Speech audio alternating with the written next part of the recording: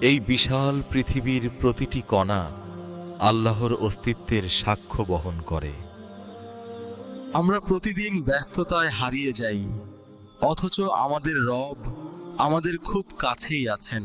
এই নদী, এই আকাশ, এই বাতাস সবকিছুই আল্লাহর কুদরতের নিদর্শন। মানুষ দুর্বল, ভুলে যায়, কিন্তু আল্লাহ কখনো আমাদের ভুলে যান না। তাই ফিরে এসো, তোমার রবের দিকে ফিরে এসো।